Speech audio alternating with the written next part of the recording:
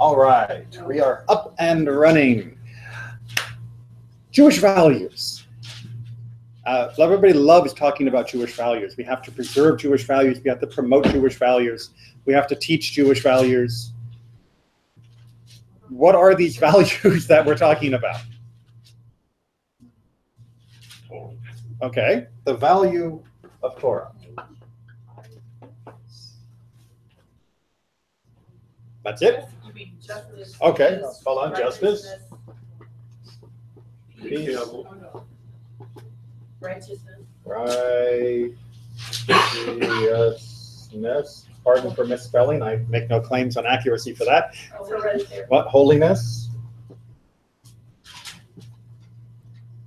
So when we talk about values, we're talking about ideas that transcend specific issues, that are shown, are reflected in more than one commandment, or that are used as a guidance when trying to answer questions that maybe are not as 100% clear as we would like. So when we know that we have an allegiance to justice or Torah or peace or righteousness or holiness, that helps guide some of our answers and helps guide our life to not exactly supplement, but help ground the individual commandments themselves, which can sometimes seem very singular or very loose. Today we're going to be looking at, in Parashat Shoftim, that one, or at least a slice of the value of justice. Because in order for a value to be Jewish, we had to have learned it from a Jewish source, back to inform the rest of Judaism. Let's make sure we got that ecosystem. Have you guys ever seen like the water cycle picture? You know, where you have the evaporation goes up into the cloud, it rains, goes back in the river to the ocean, then it evaporates, goes up, right? That's how values work in any religion, but in Judaism in particular, right? So we have the basic ideas of Torah that we've been given. The values are distilled, right? They come up out of each individual commandment. They then move over and they rain down in order to make life and goodness and growth and lots of other things. And then that flows back into how we understand the Torah itself. And it comes back up again, goes over, down, and over and over. So we're going to look at one of the great pools of information, which by Torah standards is long, 3 or 4 verses, for the concept of justice itself. Good? Yes. Good. Page 1088. We're going to start at the beginning of this Torah portion. And that is chapter 16, verse 18. Let's move that a little closer for my old eyes. And I need a volunteer. Someone who doesn't mind me interrupting them while they read. Thanks, Susan. You shall appoint magistrates and officials for your tribes and all the settlements that the Lord your God has given you, and they shall govern the people with due justice. Okay. I love the translation because it helps open up the Torah to people who don't speak Hebrew, and it's a great second level of interpretation because it helps you understand what some of the finest biblical Hebrew scholars of the 20th century thought this verse meant in at least one version of its simple form. But sometimes it also obliterates nuance or connections that we would miss. So in this just one verse, the root for doing judging is used 3 times, and yet in the English it's not used at all. Right? So it's Shoftim, the very word from which we get the name of this parasha. Right? You will have Shoftim, which here they are translating as magistrates, which in a sort of common law sense of the word is fine. Although many people tend to use the word magistrate almost as like a bureaucrat, right? Officially a magistrate, as for example, in a magistrate's court, in those legal systems which still use such things, is a person who judges. But rather than use the word judge, they decided to use the $10 word magistrate. So the judge, you shall appoint judges and officials. We'll come back to our Shotrim later. For your tribes and in the settlements that the Lord your God is giving you, and they shall it doesn't actually use the word govern. Right? There is a word for government in Hebrew, and this isn't it. Right? The word that's used here is shaftu, and they will judge. Right? They will do the job of judges, which in English, yeah, there are judges who will judge, sounds clunky. We don't like that in English. We like synonyms. That's why we have these big, thick thesauruses. Thesauri? That's why we have these big, thick books of synonyms, in order to be able to come up with alternatives, because we don't like to say the judge will judge the judges. We want new words. And our translator did that in the English, but you lose something of the emphasis that comes in the Hebrew. Right? You will have these shoftim, and they will shaftu, they will judge. And why? They will, or rather, how? They will do it mishpat tzedek. They will judge with righteous judgment. Right? So again, rather than using the thing with due justice, which is the translation that's given here, it is with righteous judgment, which personally I think is a little nicer, a little bit more powerful than due justice, but it is trying to let us know that something is happening here, that justice or judgment, I guess, helps if I spell at least close to the correct version. Judgment and righteousness, we have to figure out what the relationship between these two things are. Because by having to add in tzedek, by having to add in that this is righteous judgment, there's an implication that there is such a thing as unrighteous judgment. Thank you, exactly, which we lose with the English translation. Because in the English translation, it's with due justice. And we just take justice as being a combination of judgment and righteousness. If they had a baby, we call that justice. But in the Hebrew, we're working up to that. We don't start with that. That is to say, that's the goal, not the beginning. We're talking about people who are making judgments, and we want those judgments to be tzedek. We want those judgments to be righteous. So what we're looking at, and what we're going to look at in much more detail from our commentary, is how judgment and righteousness work together to create justice. Make sense? Okay. Verse 19. You shall not judge unfairly. You shall show no partiality. You shall not take bribes, for bribes blind the eyes of the discerning and upset the plea of the just. All right. Tzedek, so we're going to get there in a second. I got to build up there, right? So we are not allowed we have to judge fairly, right? Don't judge unfairly. Again, we got the good mishpat here. But what does it mean about not showing partiality? Which is a lovely translation. Anyone want to dig into the Hebrew for me on that? Yeah, what was it? I'm sorry? Lo takir panim, right? Yeah. Well, what does that mean, literally? To prefer one side over the other side. Literally, panim. Face. Faces, right? And takir? To know. To recognize, right? To know someone, to recognize them. You will not recognize faces. Now, obviously, you can see why they didn't write the literal translation, because literally, I'm not supposed to recognize translations while being a judge, or I'm not supposed to recognize faces while being a judge. That sounds a little weird. It's leaning towards. Exactly, right? It's, oh, I know you. Yeah, I'm the judge, and you're the person who's coming with a complaint against her. But I know you, right? I recognize you. I don't recognize her. What just happened? Partiality. You're showing partiality, right? But it's the partiality is not just a question of, do I prefer this answer or that answer? It's when we're talking about impartiality, we're talking about how you relate to people for whom you have to make judgments. That if there is somebody you know versus someone you don't know, or somebody you know and like and somebody you know and don't like, how's that judgment going to work out for you? Yeah, closer or further from the righteousness part, right? But don't we have to? Hold that question. We'll come back to it. All right, so we need to have this impartiality. And in addition to not recognizing people, we also have to be making sure that we don't take bribes. Right? So it's introducing two different ideas here. Right? Impartiality, we might have thought, was simply a preface to the idea of not taking bribes. But what it's talking about here is not show favoritism to people or disfavoritism to people. And, different concept, do not allow your judgments to be swayed by accepting money from someone, by accepting a bribe, right? By accepting favors, exactly. So these are two different things that can ruin justice. You're still judging, you're still doing judgment, right? That's why it still uses the word mishpat, but you're not doing tzedek, you're not doing righteous judgment, you're not doing justice.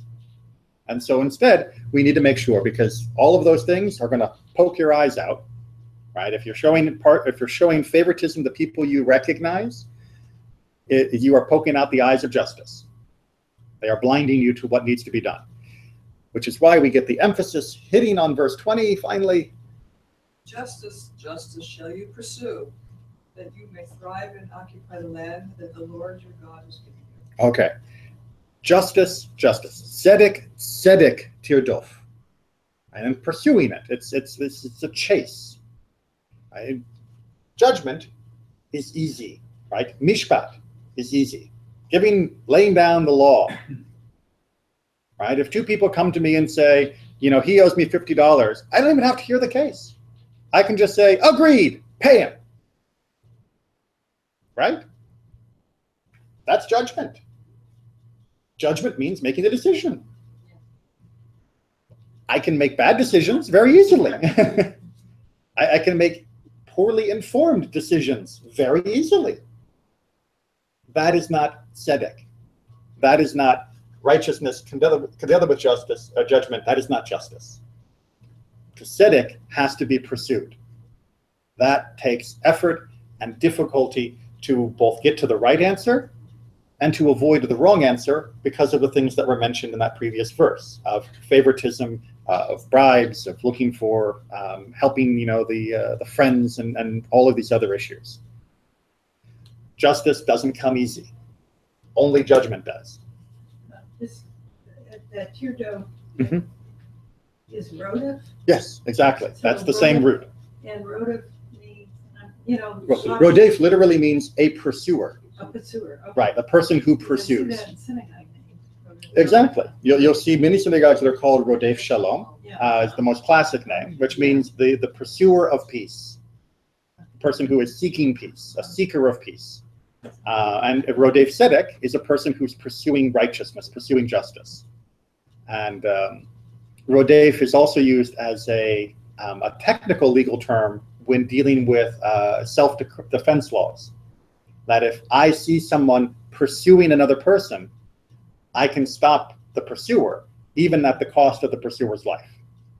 Right? It's you see someone chasing after someone else with a knife, saying, "I'm going to kill you, I'm going to kill you, I'm going to kill you," and the only means you have to stop them is lethal force. You are allowed to use lethal force because they are a rodef, they are a pursuer, and that gives you that option. Okay, and then. You shall not set up a sacred post, any kind of pole beside the altar of the Lord your God, that you may make or erect a stone pillar, for such the Lord your God detests. Okay, literally hates, which is, I always think, a little bit stronger than the phrase detest. Right, it's from the root for hate. But did we change gears? Like, whoa, justice, justice. Oh, look at sacred post. I mean, it's like you sometimes wonder whether or not the author had sort of ADHD and was just jumping topic to topic. We will come back to this topic, and there's a brilliant commentary that actually links it right back to what we've been discussing. But for now, I just want us to be comfortable with being uncomfortable that we've changed so suddenly. All right, there is much to be said on this. Much of it has been said, and this is less than 1% of what has been said. But hopefully it will still be interesting and relevant to us when we try to understand how we get judgment to work with righteousness to make justice. Rabbi, Yes. she says something about tzedek. It says that you should pursue justice in justified ways, in correct ways. Correct. Yeah. And that's exactly the basic formula that I'm talking about. That just having mishpat isn't just. Right? You need mishpat with tzedek to make justice, to truly be going the right way. And that's why it's tzedek tirdof. It's not just about a decision, it's about a right decision in the right ways and with the right process. And all of that process begins with the judge. Right? All of this hinges, ultimately, everything we're trying to do here with justice and righteousness and judgment ultimately comes back to having a judge, having somebody making these decisions, or someone's, in the case of a Beit Din, when you have 3 or more, making these decisions. Which means we have to look very carefully at our judges. We have to look very carefully at our Shoftim that are in these positions to make these judgments, or else we don't have a hope of getting to tzedek, of getting to justice. So let's do some of the ground rules. Can one sit in judgment for one's relative? The sages taught, these are the relatives, his father, his brother, his paternal uncle, his maternal uncle, etc. Why is this so? Just as a relative is invalid to testify regarding him, so too he is invalid to judge. All right, so if my mother came to me with a complaint against Susan and said, I need you to render a judgment because, she borrowed $50 and she hasn't paid it back yet, I would have to say, sorry, I can't. I cannot serve as a judge. I cannot be a shofet for a case involving my family member. Now, if Susan had a case with her mom, that's fine. I'm not related to either of them. Not fine, of course. I wouldn't want you to fight. But, but I would be able to serve as a judge for them. And the reason that the sages are saying this works is because of the inverse is true as well. Meaning that if my mother wanted to call me as a witness to prove that Susan owed her $50, my testimony would not be considered valid or germane, because I'm a relative. Right? I am too close to the matter. And both as a piece of evidence or as somebody judging, if you are too close to the issue, then you have to step back. You have to step aside from making that decision. But isn't that insulting? It goes to 19 when it says, "Look at me funny." Do not recognize faces. And who are you going to recognize more than your family? Yeah. But isn't that insulting to the judge? I mean, I'm a rabbi. I can be impartial. Of course I can. It's what I've been trained to do, right? I look at the halacha and I would never give favoritism to my mother or against her, as the case may be, depending upon the relationship with your family. Which could be really difficult. But so why tell me I can't? Why not just say only have judges that are able to judge, even if it's with their family? Well, it could eventually set up a very severe family dispute, quarrel, pulling away. I mean, if you were a true judge and you were using tzedek in your, your way of viewing the case, and you rule against your family member, that could really be detrimental to the family fabric. You don't want to go to that Thanksgiving meal. Thanksgiving the next year when I ruled against you. Oh, thanks. Yeah, exactly. So nice for you to invite me over for Thanksgiving. Of course, I could have invited you if you had ruled properly. I mean, it could create a very strained relationship to be sitting in judgment on one's family. Is that the only reason to prohibit it? Well, why would you want to put somebody in that position? That's very nice of you. Thank you. But what if I believe that I am truly able and capable of doing this? That your brother did a poor job. If that's what you said about the path, The process. Process. Exactly right. Because I'm wrong. If I think I can sit impartially and handle a case involving my family member, I'm wrong. I am lying to myself as a judge. Because there is no way to reasonably expect anyone to truly and accurately and with 100% righteousness, not take into account the relationship they have with their family member. We know that we have to allow judges to judge at least everyone else, because otherwise who can judge anyone? And we need judgment. If you're not 100% sure about that, read my article for August in the bulletin. But we do have to take some things off the table and to say, you're human. I know you're a judge, but you're human. And humans have too much baggage, both for good or bad, with their family members to actually be able to sit as a judge. Plus, the status of the process becomes suspect, right? If they come and I render a decision, let's imagine that objectively, from the perspective of heaven, it is 100% fair, and it is 100% in favor of my mother. Do you think Susan's going to accept that? Right? If she thought it was 100% fair that it was going to be in favor of her in the beginning, she wouldn't have brought the case, or she would have paid the money, or whatever side she was on. But now that the judge has said, indeed, Charlene is the winner of the case, do you think the rest of the community is going to believe that my judgment was impartial? It'll always be questioned. It will always be questioned.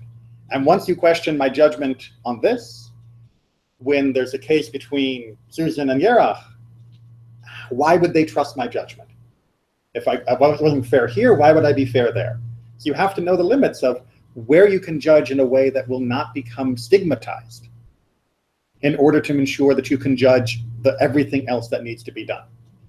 That protection of the integrity of the process and of the appearance of the integrity of the process, as well as a recognition of the limitations of our own human ability to separate ourselves when making judgment, is absolutely critical. So I know it was written for men, and I mentioned the women here, but do you use the same level and for Uncle? Oh, yes, yeah, absolutely, yeah. If there was a case involving a female member of the family, then also one would not be allowed to judge. That's why my mother was a convenient example. Not that I would ever think she'd get to anything, Yeah, right.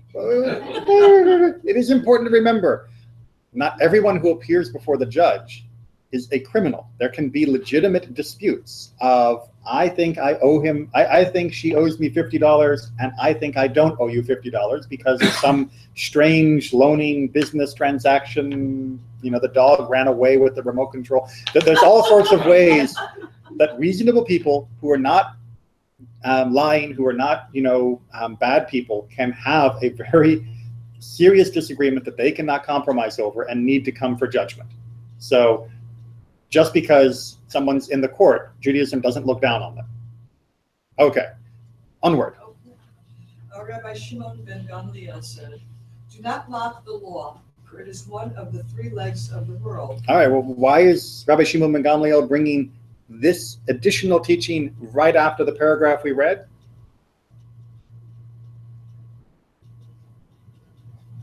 The pillars. The do not mock the law, for it is one of the three pillars of the world. What might have inclined someone to mock the law? Ignoring the first paragraph and showing favoritism to one's family members. Right? If you were to not, remove yourself from a case involving your family members, you are inviting mockery of the law. But all the more so in every other case, one should not mock the law because it is one of the pillars of the world. And then he brings his proof. For the sages taught in Pirkei Avot, on three things the world stands: on law, on truth, and on peace. Right, this is the earlier statement of the three things the world stands about. It's not the one that got turned into a famous song. Pay attention that if you pervert the law, you have shocked the world, for it is one of its legs. Right? If the world stands on three things, if this is a tripod, and you knock out one of the legs, boom! Right? That's what happens to tripods. Our rabbis say the power of the law is fierce, for it is one of the legs of the chair of glory. How do we know? In Psalms it says, "Righteousness and justice are the foundation of your throne. Love and faithfulness go before you." Right? It's right there as being the foundation of everything that God has tried to build in this world. And so if you pervert it or if you mock it, you are essentially trying to deny the validity of creation. You are trying to destroy the world if you are not seeking justice in your judgment. It's like, why did God build this world? Just so you could twist it, or just so you could mock the idea of having justice. This is what the creation rests on. It's that important. It's not it'd be nice to have justice, but oh well, it's not a big priority. It's way up there on the list. Okay, onward. Okay. Resh Lakish said, if one appoints a judge who is not fit to be such, if he were planting a grove in Israel. All right, wait. This is a JNF program, right? The Jewish National Fund. We're planting trees in Israel. Well, what does it mean by grove in this case? This is an idolatrous grove. This is when people used to plant trees that they would then worship. And if that sounds familiar, keep reading. As it is said in Deuteronomy, judges and officers you will appoint for yourself. That's what we just read. And immediately after this it is said, you shall not plant for yourself a grove, any tree. Remember how I said that having this discussion of judges and justice followed up by this question of planting a tree in the courtyard of God that someone would worship seemed like a really weird change of subject?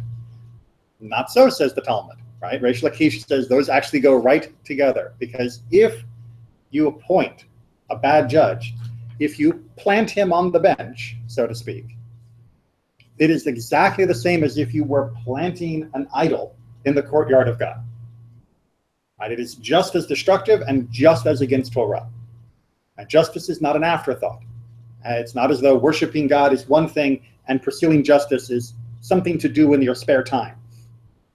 Right? These are one and the same. And if you pervert one, you might as well be doing the other. And putting these two together, his argument is in order to make us see that. Keep going. Rabbi Ashti added, and if this were done in places where scholars were to be found, it is considered as if it would have been done at the altar, as it is said after this, near the altar of the Lord thy God. Right. So what he's trying to say is, even in a place where there are no scholars, you should not appoint an unworthy person to be a judge. But if there are actually scholars, all the more so. It's like planting that tree not just somewhere else in Israel, but planting it right in the courtyard. This is a deliberate affront to God. You are literally worshiping something other than God when you have a choice about having a good judge and instead choose to appoint someone who is completely unfit for the job. And you are worshiping falsely by following a false judge. Strong language, yes? Right? And this is why I was not surprised to hear justice come up near the top of the list of Jewish values. But these are the types of teachings our people have held and tried to adhere to that have made it that justice comes up at the top of just about any list of Jewish values. We didn't just give lip service to justice. We continued to discuss it, to learn it, to plumb the different permutations of judgment, and to try and enact it as much as possible over and over and over.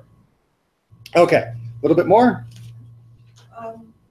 It is written, gods of silver and gods of gold, etc. Is it only prohibited concerning gods of silver, and of wood is it permissible? Right, so you gotta love those rhetorical Talmud questions. Right, why in the Ten Commandments did it only say don't make gods of gold and silver? Does that mean I can make a god of wood? Right? It's okay. It's you got me on a technicality, says God. You only made it out of wood, so that's okay. No, of course not. So why would it specify gold and silver rather than saying just generically, don't make idols? Because Rabbi Ashi said, this refers to a judge who is appointed because of silver and gold. Right. So, well, it's bribery, or it's not the judge taking the silver or gold. Right? This is the judge being appointed because of silver and gold, which means that the leaders of the community, when they were appointing that judge, the judge paid them, or someone else powerful paid for that judge to be appointed. Right. That's the issue that they're worried about here. I mean, it's bad enough when the judge himself is being bribed, but when the appointment of the judge was a political decision, was a financial decision, or was a nepotistic decision, that is the exact same as if you had just made an idol. You have just been worshiping something falsely. And this was a real problem all the way throughout history, where judges were not often appointed because they were the wisest, or they the most erudite, or the most able to investigate a matter to find the truth. They were often appointed because, hey, I have this cousin and I owe him a favor, so I'll make him a judge. Right? Or, well, you know, we've got a problem with these people over here, and I want to, you know, move someone in who will take care of them, so I'll appoint him, and he'll give me a kickback of the bribes he gets. You know, that was a standard way of appointing judges for most of human society, for most of human history. Whose responsibility was it to appoint judges? So for most of Jewish history, it was the responsibility of the community. That is to say, a community would select who would be the judges, but it was among the sages who would select who was worthy of being considered for that position. So in Jewish history, it was meant to be sort of a blending, right? The rabbis would be responsible for smicha, for the ordination of people to be considered judges, to be considered rabbis, and then, you know, a layer of dayan, of being a judge. But ultimately, the community had to go to these people in order to receive judgment. So it was the community's either formal or tacit consent that gave the status for these people to be judges. And there were times in our history where that was very much a political or financial thing. There were times when it was less, what's the right word? Less blatantly commercial, but still very ideological. So there were times, for example, when certain rabbinic families would get a monopoly to be able to appoint judges in a district or a country, and they would fill it with students from their yeshiva only.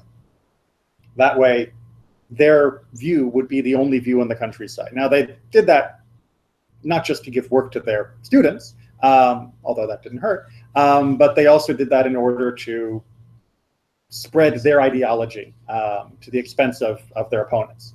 But the ideal has always been that the judges for the community should be appointed in a way that reflects the best of justice, not any of these other ulterior motives.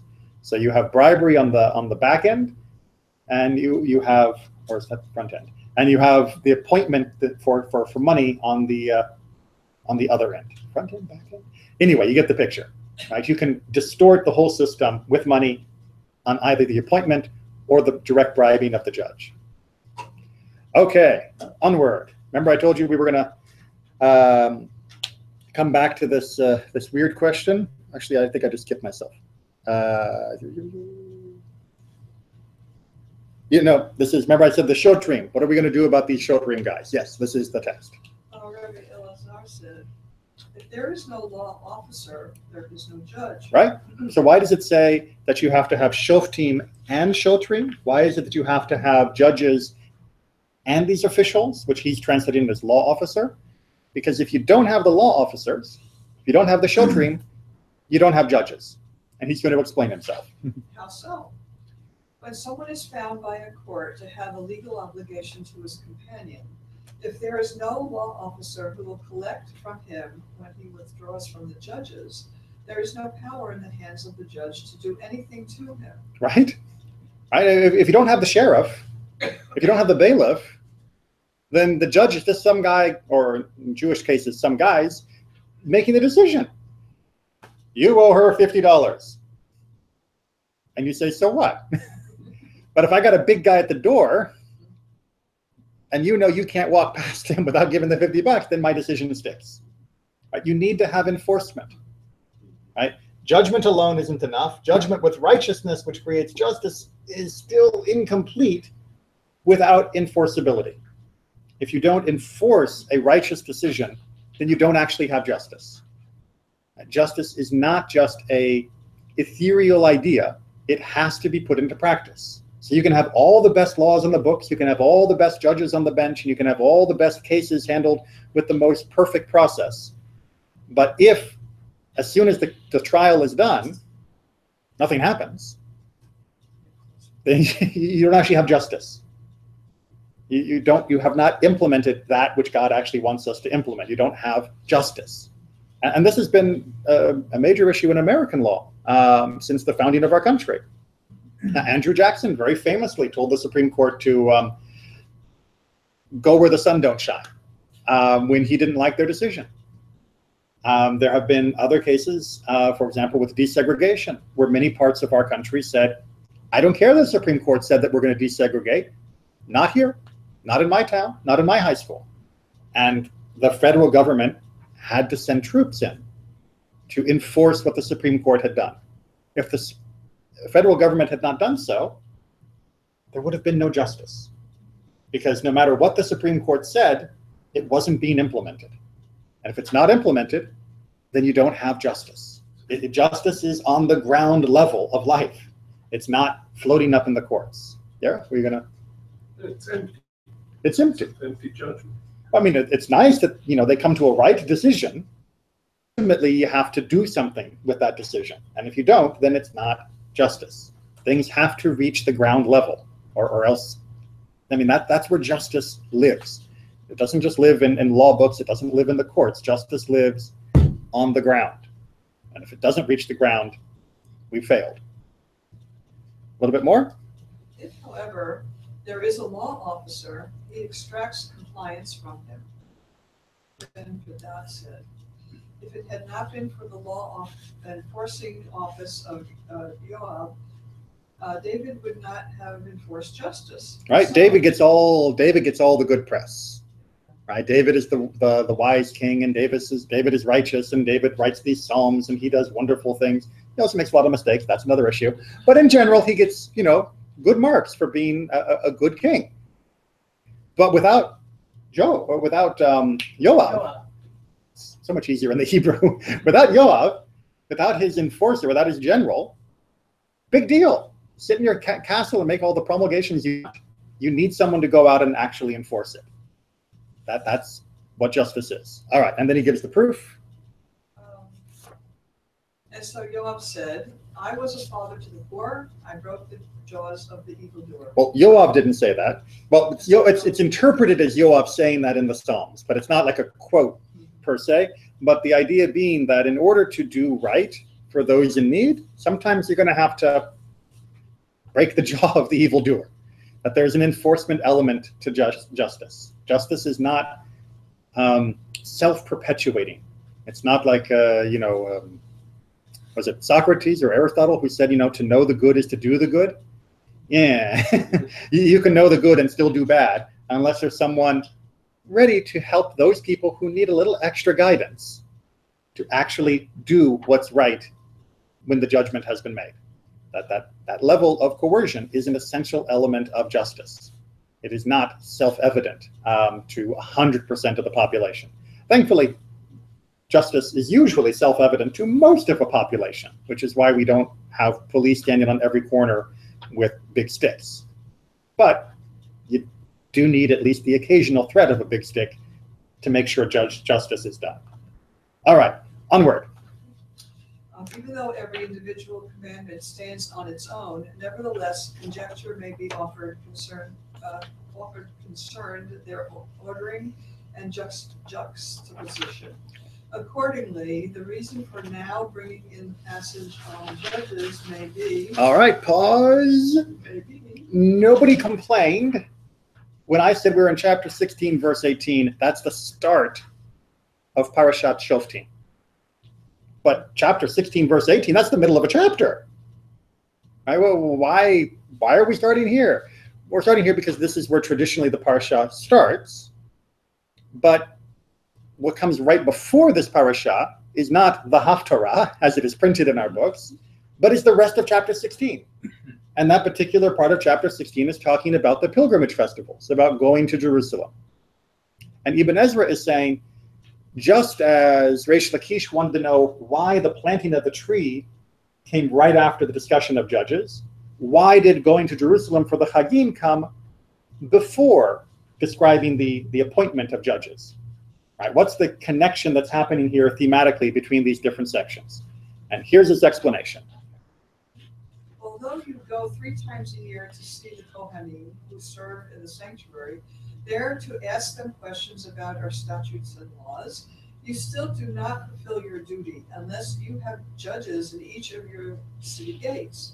The judge dispenses justice, whereas the officer enforces it. Right, so that last half is similar to what we were already talking about, but what is Ibn Ezra adding here with his juxtaposition between going 3 times a year and appointing judges in your gates?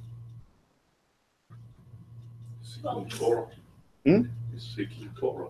Right, it's seeking Torah, exactly, Which is justice on its own. which absolutely has justice in it. But what am I gaining by seeing the 3 times a year and appointment of judges back to back? You're updating yourself. You're making yourself familiar.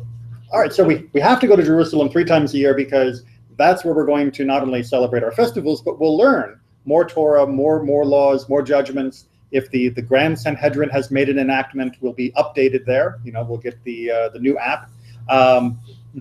It's kind of like, you know, you have a local court. If you're Mhm. not satisfied, you know, at least 3 times a year, you can make an appeal to another court. Kind of. The appellate system works a little differently in Judaism than it does in the American system. Right. It was the judges who would appeal to a higher court if they felt they couldn't answer, rather than the litigants who appealed.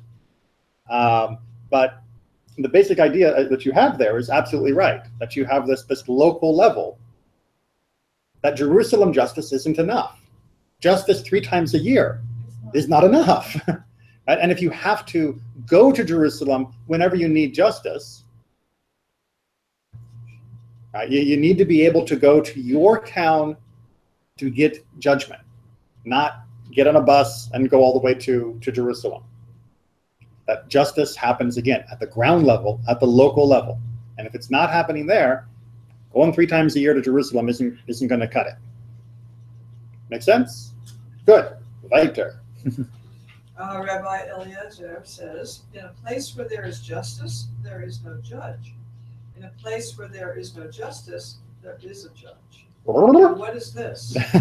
Wait, what? Where there is justice. All right, think of this as a riddle. All right, this is a riddle. In a place where there is justice, there is no judge. In a place where there is no justice, there is a judge. All right, this is a riddle. He's going to explain a little bit, and then Rabbeinu Bachya in the next paragraph is going to explain more. So, Rather, says Rabbi Eliezer, if we make justice below, there will be no justice above. And if we do not make justice below, there will be justice above. well, that makes it all so much clearer, right?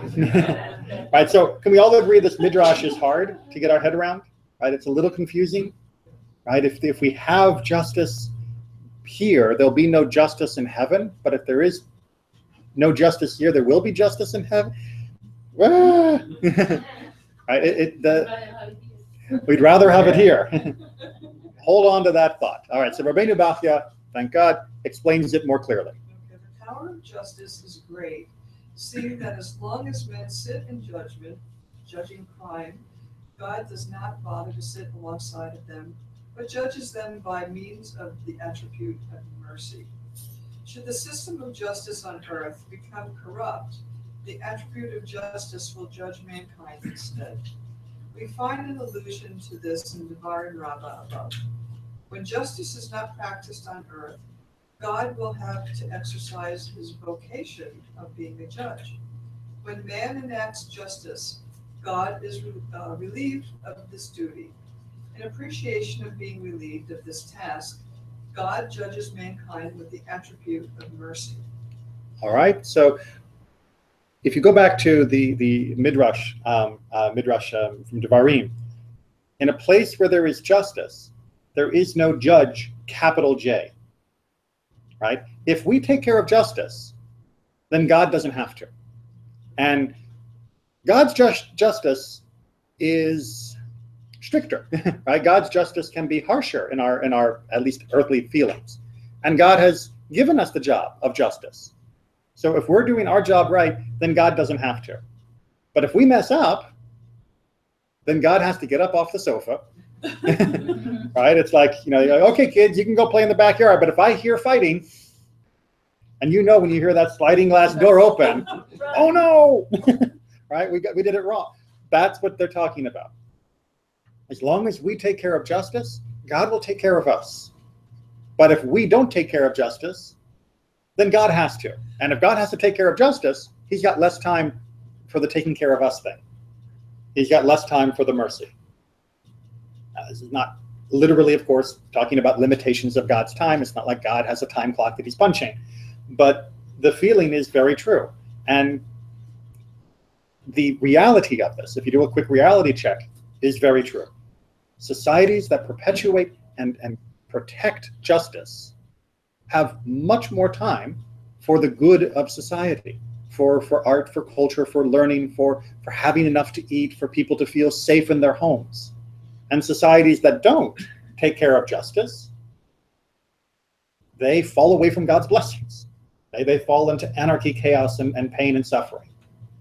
So, yeah, if you have judgment, then the judge doesn't have to busy himself enforcing the law. And if you don't, then that's what you're going to get. So it's much better to take care of it on our own. So not only is justice not off only in Jerusalem, we should not only look for justice in heaven, because heaven's justice is less desirable than human justice, as long as we are doing the process right. That's what should be our goal. And then we can let God do nice things for us, rather than having to be the judge. Okay, all about making it ground level. Onward. Rabbi Hama Bar Oshaya. Oshaya said, a person with a pain in his eye gives a lot of money to a doctor, yet it is doubtful whether he will be healed. The one who takes a bribe corrupts justice, makes her eyes blind, causes exile, and brings hunger to the world. Thus it is stated, justice, justice shall you pursue, so that you may live and possess the land, and if not, you shall not possess it. All right, so the Tanhuma, the Midrash here, is contrasting the way that we spend our money or think of spending our money. Right? If there was a problem with your eye, you'd pay a fortune to fix your eye, right? I mean, we know our eyes are so sensitive. We'll do anything to get them right. And, yeah, that you know very, very well. And yet, we blind ourselves by accepting a bribe, right? We'd be willing to pay any money to fix our eyes, but we're willing to give up our eyes for some small bribe. And not only our eyes, but our life, our exile, everything, that we need. By taking a bribe, we are throwing everything away. Why are we so stupid? Right? If we know how important things are that we're willing to pay to fix them, why would we be so stupid as to throw it away for such a small amount? Because really any amount of bribe, no matter if it's $5 or $5 million, is too small of an amount to pay or to want to give up all of that. Right? And again, what the Midrash is doing is by reading the verse carefully, it's saying that is why it's added, if you pursue justice, you will be able to stay in the land. You'll be able to have a good life. And if you don't, well, the land is conditional upon justice.